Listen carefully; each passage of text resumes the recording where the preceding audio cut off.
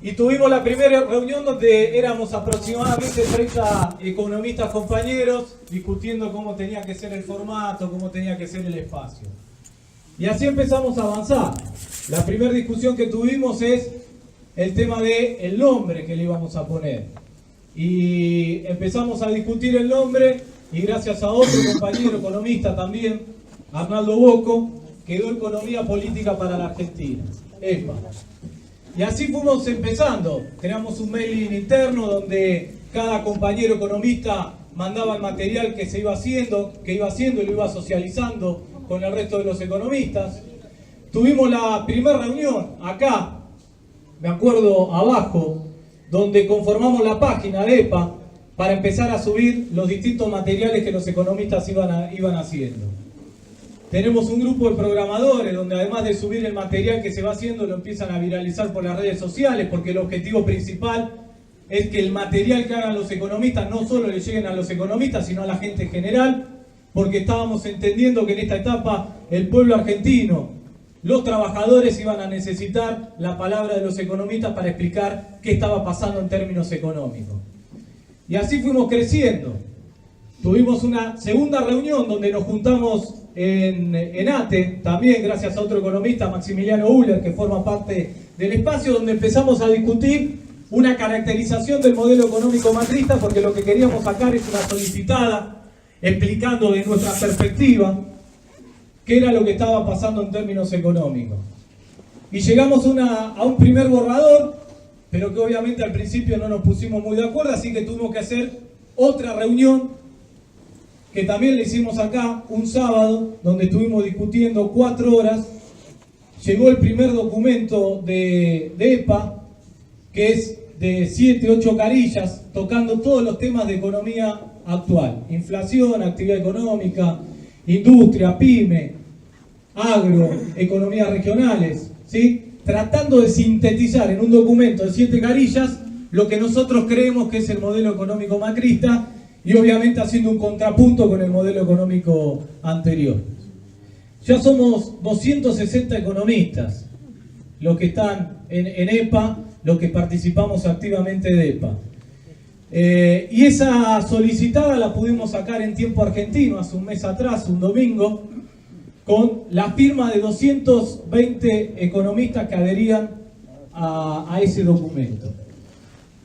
El espacio sigue funcionando. Digo, ¿por qué sigue funcionando? Porque este grupo de economistas, en forma solidaria, generosa, está convencido en que hay que ir a una construcción colectiva para esta nueva etapa. Y la verdad que la generación de material de todos estos economistas es infernal. Todos los días se están mandando desde artículos periodísticos hasta informes económicos que hacen, ¿sí? Y acá lo que tenemos es un grupo representativo de esos economistas, de esos 260 economistas, a los cuales les pido un fuerte aplauso.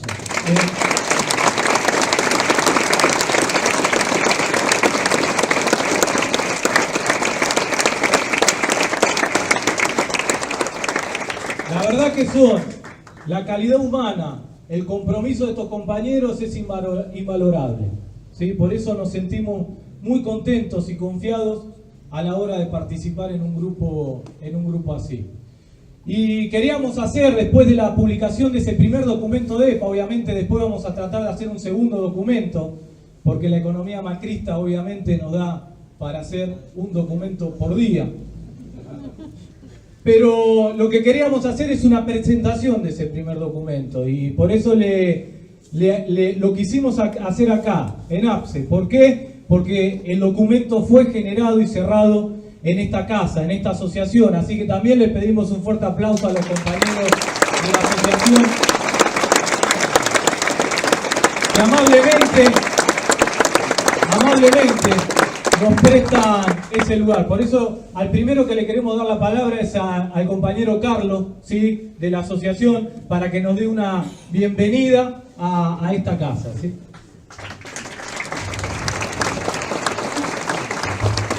Bueno, no estaba previsto hablarles, pero bueno, acá no le hemos prestado nada. Esta es la casa de ellos, de ustedes. Esta es la casa donde hace años que venimos defendiendo este proyecto nacional y popular. Y bueno, hoy llega la hora de la resistencia y sepan que en este lugar todos aquellos que estamos resistiendo a este modelo neoliberal y que estamos detrás del proyecto nacional y popular que representa a Cristina, en esta casa siempre van a ser locales. No les quiero robar, muchísimas gracias y sepan que esta casa siempre va a ser de ustedes. Muchas gracias por venir.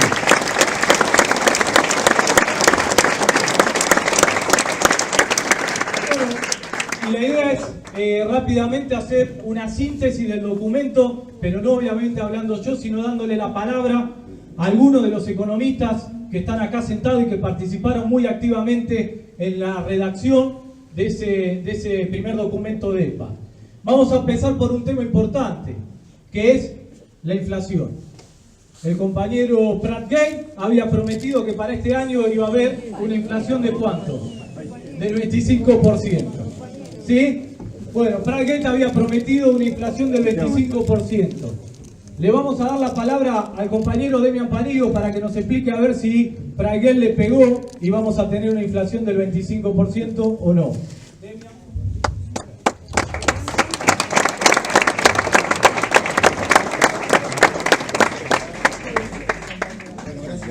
Estar con tanta gente en la Casa de los Trabajadores. Sí, efectivamente, ya por octubre un poco nosotros preveíamos algunas de las cosas, todos preveíamos algunas que están pasando.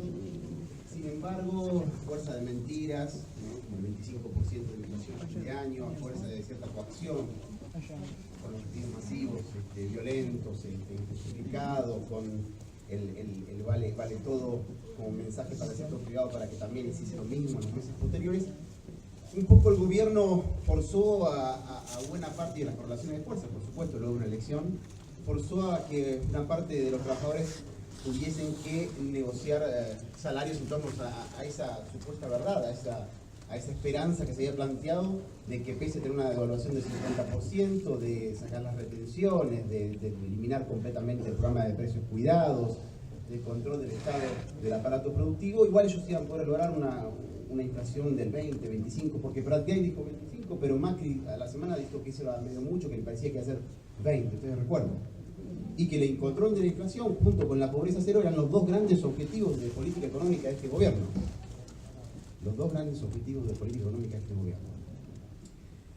En el medio de todo eso, digamos, porque la mentira sigue siendo cada vez más flagrante, de pronto hubo un apagón estadístico violento. El INDEC dejó, con distintas justificaciones, dejó de publicar datos al respecto. Quien preside actualmente el INDEC, cuando tiene una consultora, pudo armar un índice de precio en pocas semanas, y decía que era más querido el INDEC, cuando tuvo 800, 900 personas para trabajar en forma directa de ser el mejor índice de precios que podía, tardó 6, 7 meses para hacerlo y tuvo que volver a un índice de precios que ni siquiera es nacional, sino que es de Gran Buenos Aires. Así que tampoco es muy difícil también, incluso no solamente creer la nueva índice de precios, sino que tenga la representatividad que necesitan los trabajadores para poder saber cuál es la inflación argentina. Y los trabajadores entonces en conjunto entendieron esto, entendieron que con este grupo de conjunto de medidas que acabamos de mencionar, las repetimos de vuelta, de evaluación, las más altas desde el año 2002, eliminación de las retenciones de los productos alimenticios, que todos sabemos que cuando eliminamos las retenciones aumentan los precios, al mismo tiempo la eliminación o la desarticulación completa de todos los mecanismos regulatorios que tenía el Estado para el control o al menos los acuerdos de precios en los productos básicos de los trabajadores, y además algunas cosas adicionales como el tema de, que fue poco comentado, pero también fue muy importante para el aumento de precios, que de pronto se aumentaron los cupos de exportación de la carne que era una parte importante consumida en el mercado doméstico. Ustedes han visto, Argentina dejó de consumir carne en buena parte por el brutal aumento de precios que se debió no solamente a la devaluación, sino que de pronto liberaron los cupos de exportación de carne. Y finalmente, lo que sí todos sabemos, el tarifazo más importante de energía, de luz, de gas, de agua y de transporte ahora que se ha visto en Argentina. Ni siquiera semejante aumento de tarifas se dio en los procesos hiperinflacionarios.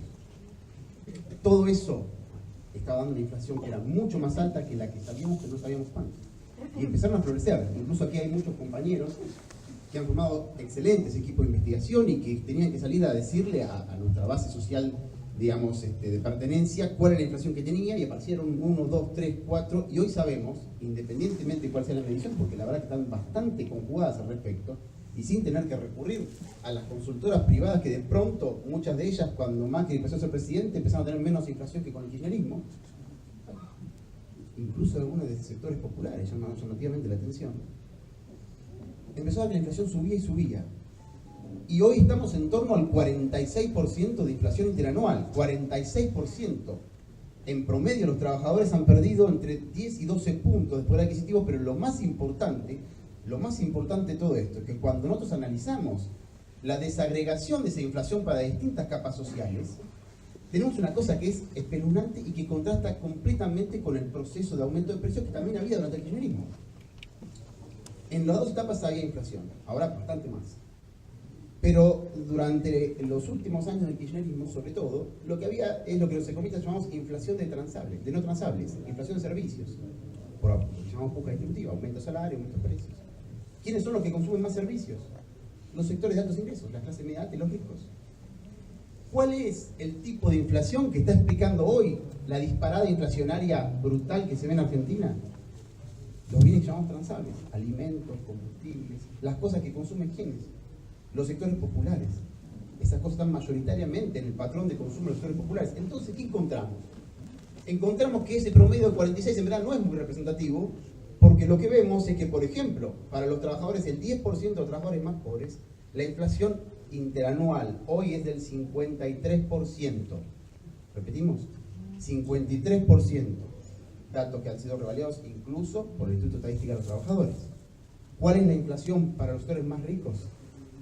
El 40 o incluso un poquito menos en algunos casos. 40 contra 52 o 53.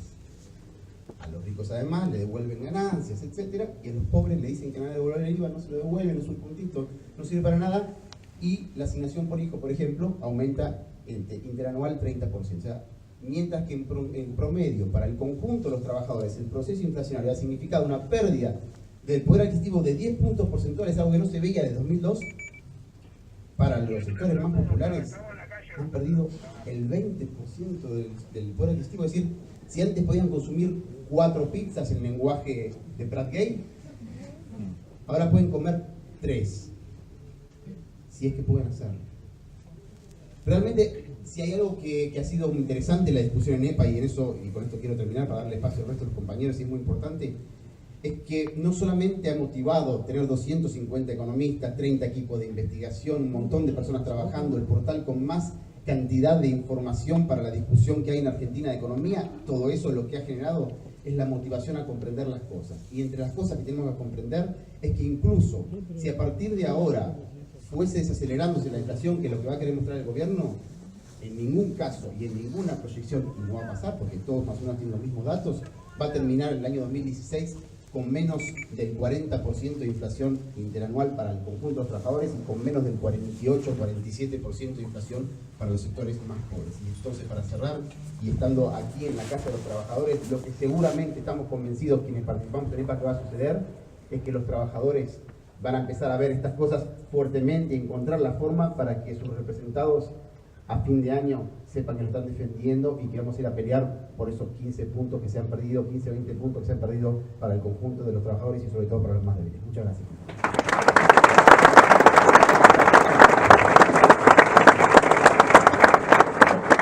Bueno, otro punto importante, además de la inflación y que también está reflejado en el documento de EPA, tiene que ver con la actividad económica, muy importante. También Pratt Gay nos prometió que el segundo semestre venía la etapa de crecimiento económico.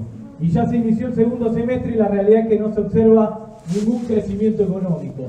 Por eso vamos a invitar a otro gran economista, ¿sí?, que lo habrán visto en los medios de comunicación, al compañero Andrés Aciaín, para que nos hable un poquito del tema de la actividad económica.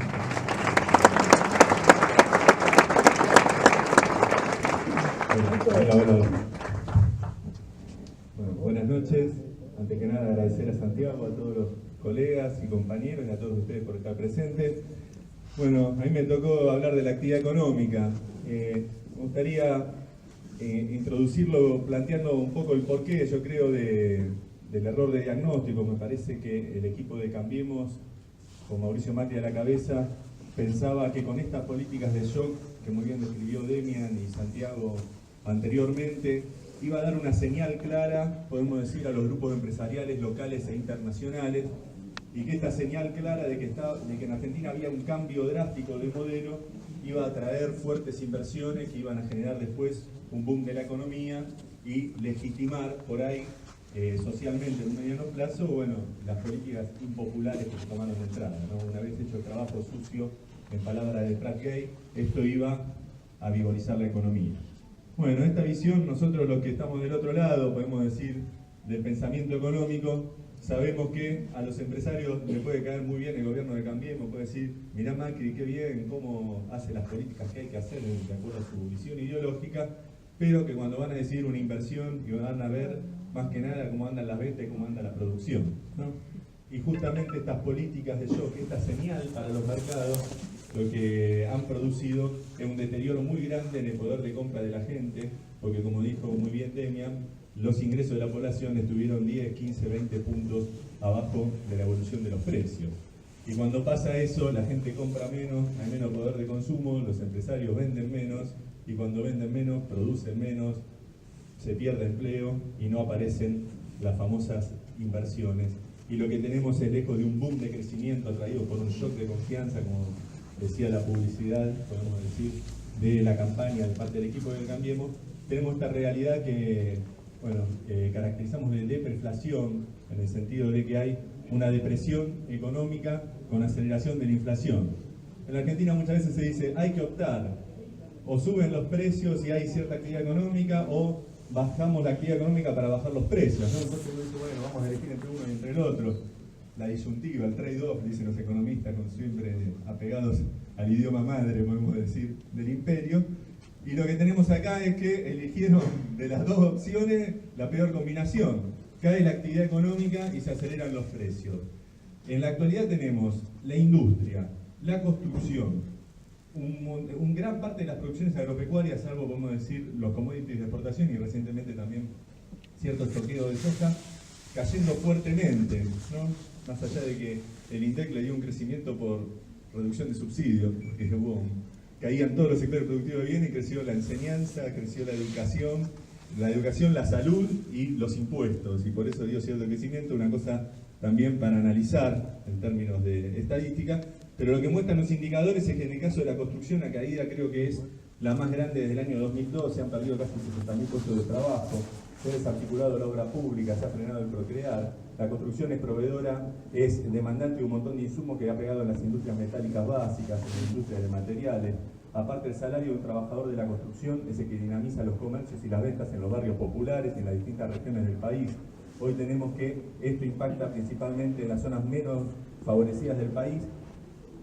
La industria, ante un escenario de Brasil cayendo, se les ocurrió la mejor forma de reactivarla es pinchar el mercado interno y encima abrir a la importación. Hoy tenemos en crisis la línea blanca, yo vengo de Rosario, de Santa Fe, pasando por Rosario este fin de semana, y todos los sectores de línea blanca del cordón industrial de Rosario están en crisis nuevamente. Estamos viendo de vuelta suspensiones que todavía no se traducen muchas veces en despidos porque los empresarios están esperando el segundo semestre que ahora se aplazó por tiempo indefinido. Y tenemos paradójicamente que el sector que se iba a beneficiar, decían las economías regionales del campo, y hoy estamos con una crisis en la industria de la carne, una crisis en los tambos y en muchísimas producciones regionales, porque los únicos sectores que han sido favorecidos son los agrocommodities de exportación, básicamente el maíz y la soja de exportación, en desmedro de la mayor parte de las producciones regionales que crean más empleo y redistribuyen riqueza. Yo vine de Tandil, núcleo de la zona sojera, y bueno, y sería la mujer de mi hermano que milita ahí en uno de los barrios, está poniendo una olla popular porque el derrame de la soja no llega a los barrios, y hoy lo que tenemos es que en plena zona sojera están floreciendo las ollas populares por pedido de los vecinos que ya no tienen para comer. Entonces me parece que el diagnóstico errado del gobierno de Cambiemos, de ante un mundo en recesión, ante un Brasil en crisis, no tener mejor idea que romper los dos motores internos de crecimiento, que son el consumo de la población y el Estado a través de las obras públicas, ha generado una situación de caída de la actividad económica en un marco de aceleración de los precios.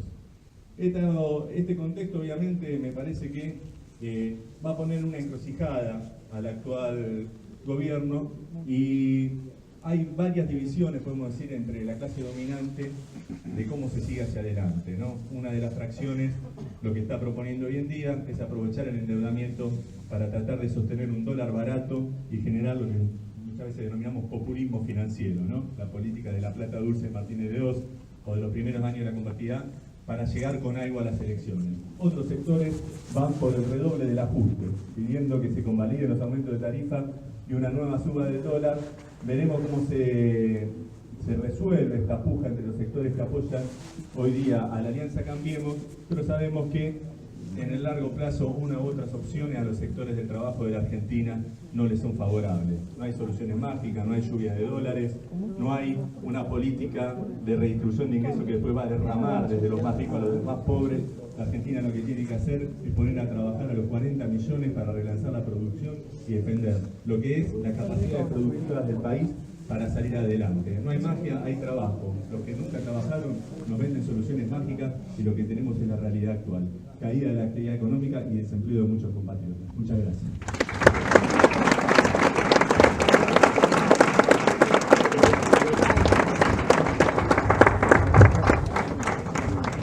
Bueno, y otra cosa central, también referida al modelo y que prometió el macrismo, fue pobreza cero a partir de la generación de puestos de trabajo digno, como empezaron a llamar.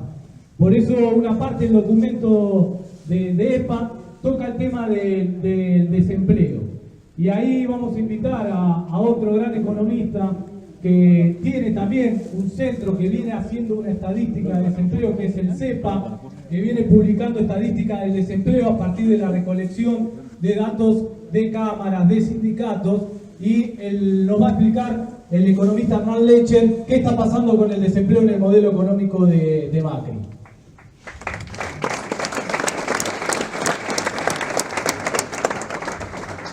Bueno, buenas tardes a todos. Está claro a esta altura del partido que el macrismo ha modificado el comportamiento del mercado de trabajo. A esta altura creo que ninguno de nosotros tiene dudas.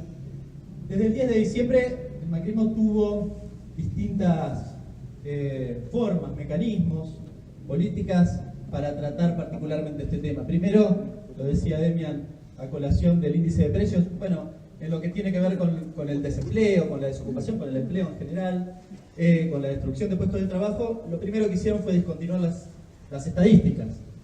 Luego lo que hicieron fue modificar parte de esas estadísticas. Alguno que sabe o que haya seguido un poco más esto en el último tiempo sabe que hasta el 10 de diciembre los cálculos se realizaban por puestos de trabajo y luego pasamos a calcularlos con trabajadores. ¿Por qué? Porque esto permitía minimizar de alguna manera la cantidad de puestos de trabajo destruidos. Pero la realidad se impuso y finalmente, bueno, a pesar de todos los intentos, los últimos informes del propio Ministerio de Trabajo, bueno, convalidan los datos que todos sospechábamos un poco y que algunos veníamos relevando.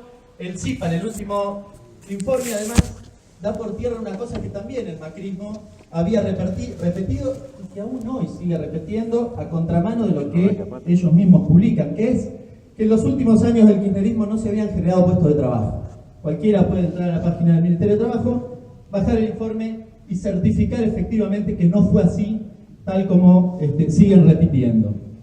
La segunda cuestión que me parece importante, a colación también de lo que el macrismo suele decir, bueno, ¿qué fueron? ¿Errores? ¿Se equivocaron? ¿No se dieron cuenta? ¿La herencia? ¿Qué caray pasó? Y la verdad es que yo quisiera mencionar algunas de las cosas. Me parece que todas las conocemos, pero vale la pena a la hora de evaluar la evolución del empleo, ponerlas en consideración para entender que hubo una decisión efectivamente de atacar al mercado de trabajo. La primera ha sido la caída del salario real, la devaluación, la quita de retenciones, el tarifazo. Ninguno puede desconocer que si vos haces eso, efectivamente lo que vas a hacer es deprimir el salario real. La segunda cuestión, lo decía alguno de los compañeros recién, los despidos del sector público impulsados por el propio macrismo al inicio, que fueron la habilitación para los despidos posteriores en el sector privado. Fue casi una invitación al sector privado a decir, si lo hacemos nosotros, ustedes también pueden hacerlo. Y de hecho, cuando uno evalúa, observa la evolución de lo que tiene que ver con los despidos, observa eso. Una destrucción importante de puestos de trabajo, obviamente con los despidos del sector público, pero desde marzo para acá probablemente, bueno, lo que toma la posta es el sector privado y sobre todo el sector industrial.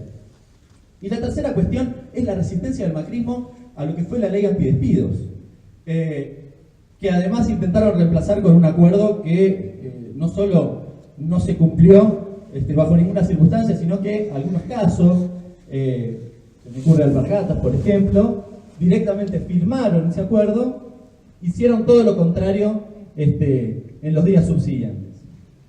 La tercera cuestión que me parece importante mencionar es cuál es la visión que tiene el macrismo en relación a las cuestiones del empleo. Y aquí vale la pena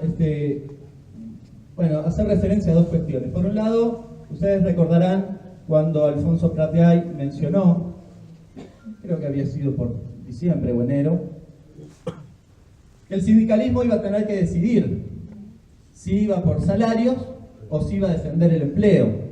En realidad el macrismo ya había decidido que iba a ir por las dos cosas, por esto que les mencionaba, porque finalmente se concretaron despidos, pero además la caída del salario real. Pero lo que estamos viendo además es una cantidad muy significativa de suspensiones, en particular que tienen y que hacen referencia justamente a esto. Cuando uno ve, por ejemplo, el sector metalúrgico, observa que muchas de las suspensiones son justamente eso, el acuerdo del sindicato con sueldos, salarios al 75, al 85% de lo que les corresponde, para que no despidan personal. Efectivamente, generaron un escenario donde los gremios, en este caso en general, algunos gremios más activos, en otros directamente no sucedió ni siquiera esto, donde los gremios tenían que decidir esta cuestión.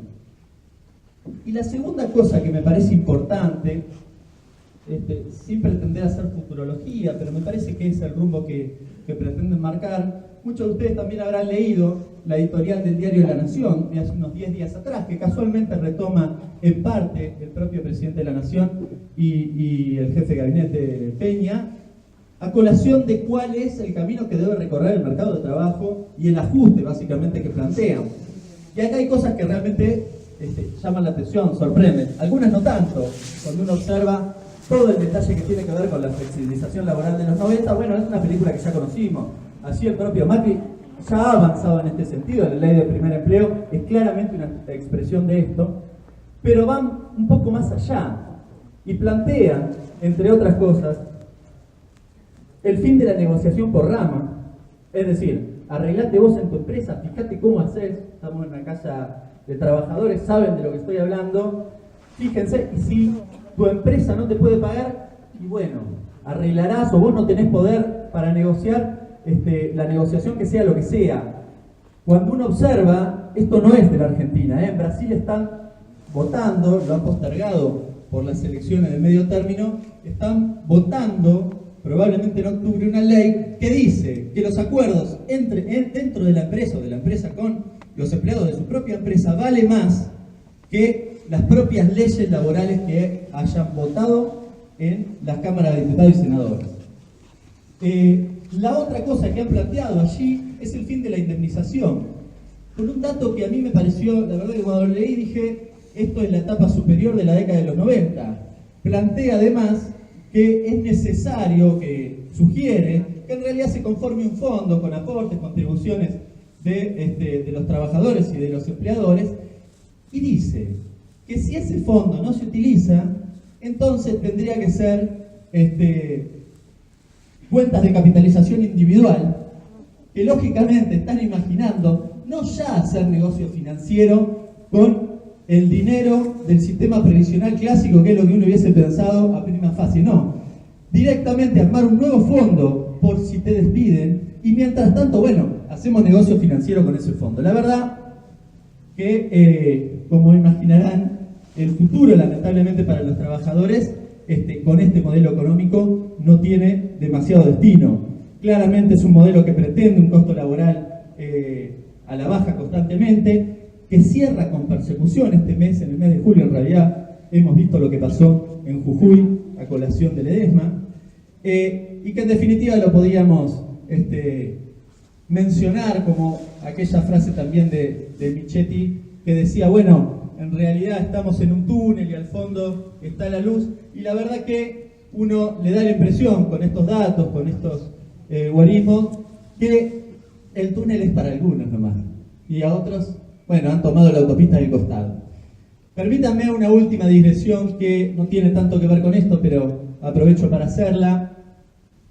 Para mí en lo personal es un gran orgullo compartir este espacio EPA con muchos de los economistas que están acá, con muchos de los economistas que han bancado los últimos 12 años las políticas que han transformado la Argentina. Hoy contamos con Axel Kicillof, que además ha bancado la disputa, la pelea con los fondos buitres, que ha bancado las discusiones, hablábamos recién de inflación, las discusiones, bueno, dentro de la cadena productiva, de comercialización, etcétera, cosas que, bueno, que me parece que han sido trascendentes, significativas a la hora de evaluar un modelo económico, y yo insisto, la verdad que me llena de orgullo, me parece un gran desafío para los que estamos acá. Dios quiera que podamos recorrer el camino de conquistar justamente cuáles son las mejores ideas, cuáles son los mejores proyectos para que cuando volvamos mucho mejores. Muchas gracias.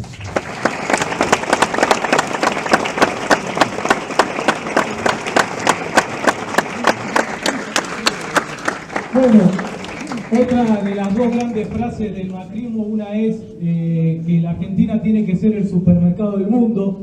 Lo dijo Macri cuando eliminaban las retenciones a los productos primarios, ¿sí? Que es raro, ¿no? Eliminar las retenciones a los productos primarios y esperar un supermercado del mundo, como muchos ser el granero del mundo. Y la otra es, hay que ser como la India, que dijo Michetti, la vicepresidenta, es decir, agroexportación, servicio y nada de industria. Por eso un punto importante del documento de EPA tiene que ver con qué va a pasar con la industria en el modelo económico de Macri. E invitamos a un gran compañero que fue funcionario central en el gobierno de Cristina, que es el compañero Roberto Feletti.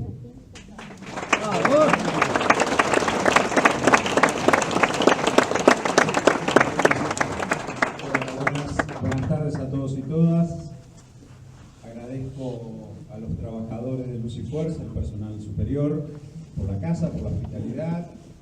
Agradezco a todos mis compañeros que me permiten poder hoy hablar, y a ustedes que, bueno, me van a escuchar, no sé si eso los favorece mucho. Pero digo, concretamente el problema de la industria es una decisión política. Tener industria en un país es una decisión política. El que piense que la industria, y sobre todo en la Argentina, con el grado de complejidad y diversidad que tiene esta sociedad, con el grado de organización sindical, con la historia en la distribución del ingreso, con el grado de educación, puede ser competitiva en base a la mano de obra, enfrentando la competencia de algunos países africanos o asiáticos, cuya suerte lamento, y no lo digo peyorativamente, mienten.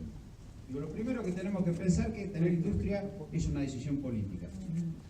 Lo segundo que hay que pensar es que un país de 2.800.000 kilómetros cuadrados y 42 millones de habitantes tiene que tener industria.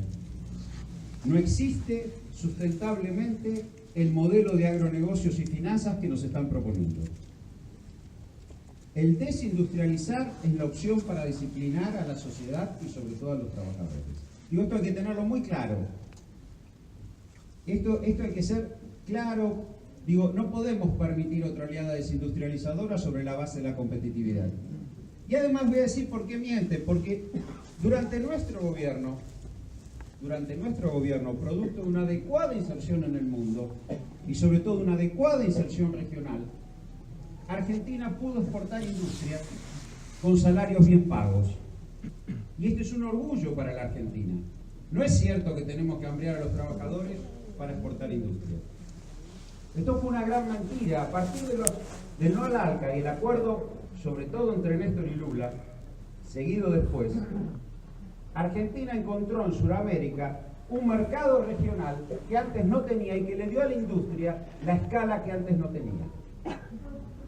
Y pudimos exportar autos, y pudimos exportar metalmecánica, y pudimos exportar metalurgia con trabajadores industriales bien pagos, lo cual desmiente esta cuestión de que necesitamos hambrear a los trabajadores para poder exportar industria. Mentira. Y Argentina encontró el mercado ampliado que antes no tenía, porque en un momento determinado vender en San Pablo era como vender en Quilmes. Sí, el intercambio entre Argentina y Brasil llegó a 41.000 millones de dólares, hoy está en 28.000. Y no hubo que articular grandes políticas, es un problema de demanda que podremos discutir por qué las políticas de Brasil tomaron otro rumbo. ¿Sí? Pero digo, esto es lo primero que tenemos que tener todos claros. Y la segunda cosa que tenemos que tener todos claros es que necesariamente la renta agropecuaria tiene que sustentar el modelo industrial. Uno de los graves problemas que tenemos en la Argentina es que la renta tiende a desindustrializarse. El que le va bien con una fábrica se compra un campo. Es un problema. ¿Sí? Entonces, y en el mejor de los casos, a veces una financiera. Digo, esto me parece que es una cuestión central en la discusión. Necesitamos industria, necesitamos una industria que tenga apoyo de aquel sector generador de divisas y no generador de empleo por distintos mecanismos. La apropiación de renta agropecuaria para financiar la industria es decisivo y necesitamos inserción regional. ¿Ha fallado ese último punto? Sí, relativamente. El intercambio en Sudamérica se expandió 10 veces, de mediados de los 90 en 15.000 millones de dólares a 150.000 millones de dólares. La patria grande era algo más que una declamación. Y la ecuación energética, la ecuación alimentaria y la base industrial de Argentina y Brasil eran buenas para el continente. Digo, no en vano se sufre la ofensiva que se sufre. Y el que crea que en un mundo de guerra de monedas, en un mundo que evoluciona al proteccionismo, en un mundo desarticulado, nosotros, con una industria que dejamos en 21 puntos del PBI, vamos a entrar pasivamente a un tratado de libre comercio masivo. Digo, esos países que firman es una industria que tiene 7, 8 puntos del PBI, en el mejor de los casos, y no tiene los niveles de transformación que tenemos nosotros. Entonces, me parece que estamos en una discusión clave de carácter estructural. Las oleadas desindustrializadoras tuvieron que ver con la destrucción del tejido social de la Argentina y una caída estructural del salario en el plano económico y un disciplinamiento en el plano social. No vamos a hacer en la Argentina industriales sobre la base de explotación de la mano de obra. No va a pasar. Por eso la opción es desindustrializar. Es cierto que un vector de competitividad que resolvimos con el subsidio, que era la energía, a partir del 2011 comenzó a decaer. Es cierto, pero no por eso retrocedimos. Y también no es menos cierto que frente a la restricción externa se aplicaron políticas de administración del comercio, de regulación cambiaria y de tenaz, porque no pasó nunca en la historia económica, sustento de la demanda interna con políticas monetarias y fiscales dirigidas hacia ello. Entonces me parece que estos son activos de la pelea que se dio en este país. ¿Sí? Son activos, por más que nos guste y nos van a convencer de que está mejor terminado un producto, que Tierra del Fuego una armaduría, que... Mentira. Todo eso es mentira. Todo eso es mentira. Sin industria, y no es que quiera tomar la frase de la Unión Industrial, no hay nación. Las áreas que circundan los grandes centros urbanos solo tienen destino productivo y son seguras y son integradas y tienen espacio público sano si hay industria. Todo lo demás es mentira. Todo lo que se diga en torno a eso es mentira. Porque vamos a ver la degradación de las áreas metropolitanas, que Argentina tiene 3 o 4 muy importantes. Rosario, Buenos Aires, Córdoba, y podemos agregar Bahía Blanca y Mar del Plata, como portuarias, que sin industria desaparecen. Se degradan y se sufren. Y el otro punto es que no es cierto que Argentina no pudo exportar industria porque sus salarios lo impedían. Mentira, nunca se exportó tanta industria con los mejores salarios en la Argentina. ¿Por qué? Porque había una adecuada integración regional y había una adecuada escala en Sudamérica. Digo, estas me parece que son cosas que se han roto, que se han destruido y que nosotros no debemos no debemos asumir otras discusiones que no son esas. No funciona la Argentina en un modelo de agrofinanzas. No funciona. El que crea que puede ir por ahí, mentira. El que crea que vamos a tener grandes servicios que son así, mentira. Mentira. Lo que vamos a tener es mano de obra barata para servicios personales degradados. Y una caída estructural del salario. Entonces, hoy, cuando el gobierno levanta y desregula, sobre todo el mercado de alimentos en carnes, en maíz, en trigo, baja la retención en la soja, lo que está haciendo es recomponer tasa de ganancia. No hay inversión. No hay inversión. Recompone tasa de ganancia y va en contra tangencialmente sobre el salario industrial. Eso es lo que hoy está pasando y tiene claras connotaciones. Ni recomponiendo la renta agropecuaria vino la lluvia de dólares, ni pagándole a los fondos buitres subordinadamente vino la lluvia de dólares. Veremos con el blanqueo. Que pueden blanquear, pero no ingresar. Digo, estas son las jugadas del gobierno. Ahora, Argentina o es un país industrial o su población va a sufrir. Y eso no podemos resignarnos. Aceptarlo como un hecho de que, bueno, vamos a ver. Por eso rápidamente, acompañando la obligada desindustrialización, viene la reforma laboral que antes lo planteaba Lecher con mucha claridad. Gracias, compañeros.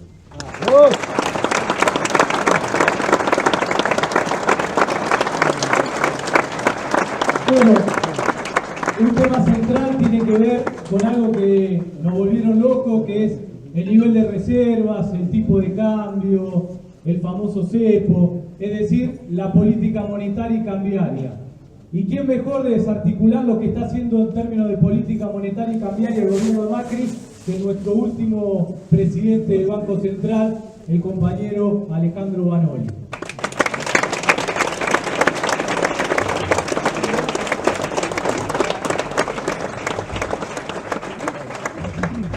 Bueno, buenas tardes, noches a todos y todas. Es un gran placer estar aquí con ustedes, nuestros compañeros. Bueno, la verdad es que el año pasado, durante mucho tiempo, muchos de nosotros decíamos cuáles eran las consecuencias de lo que el macrismo quería instalar. Y recordarán ustedes que dos de los caballitos de batalla eran particularmente dos en lo que tiene que ver con esta cuestión particularmente cambiaria. Una era que los precios de la economía estaban fijados a 15, ¿no? Más o menos el nivel que está ahora, pero con un 50 y pico % de inflación. O sea, mentira, no estaban fijados a 15, estaban fijados aproximadamente a 9,50 pesos por dólar.